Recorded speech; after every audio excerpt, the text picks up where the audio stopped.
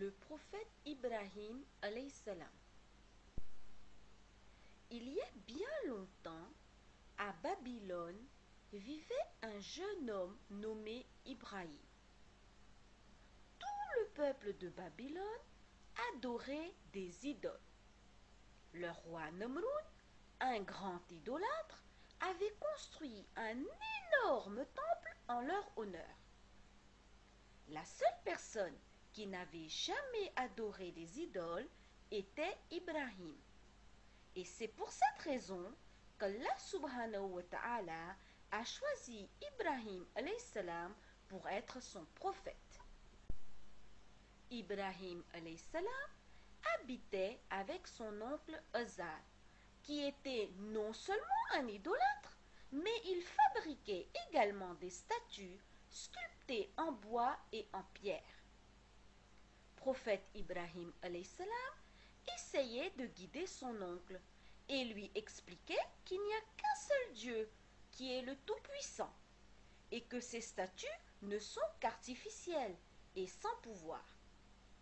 Mais son oncle l'ignora, ainsi que les autres personnes qu'il essayait de guider sur le droit chemin.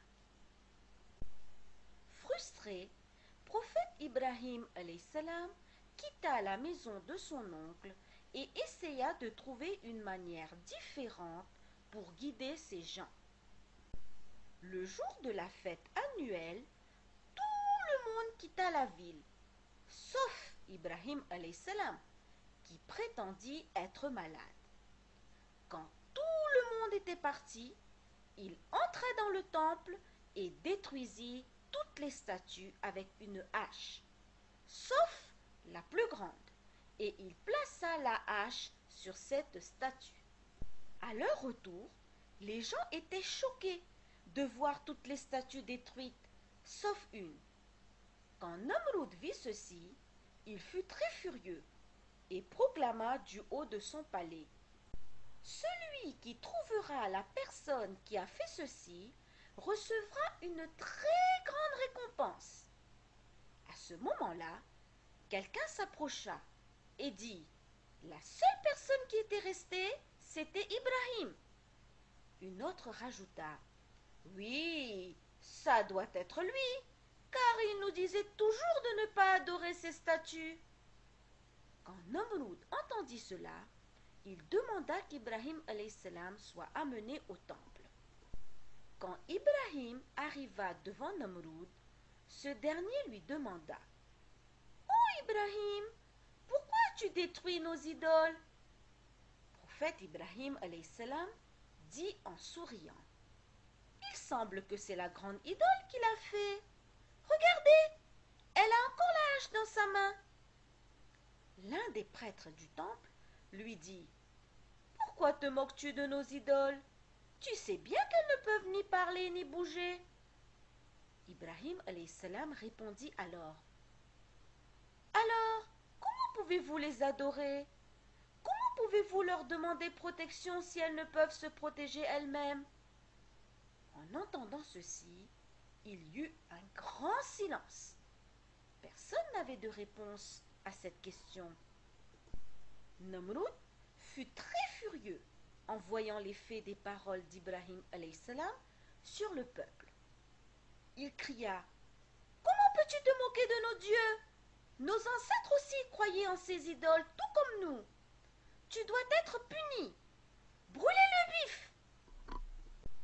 Les gens rassemblèrent beaucoup de bois.